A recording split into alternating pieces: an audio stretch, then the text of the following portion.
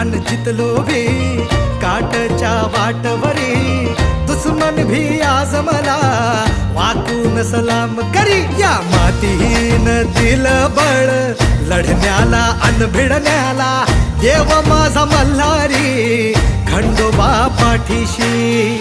लढलो पण रडलो नाही हासिल मी जीतही केली आशीर्वाद बाबांचा आईची हाय पुण्याई.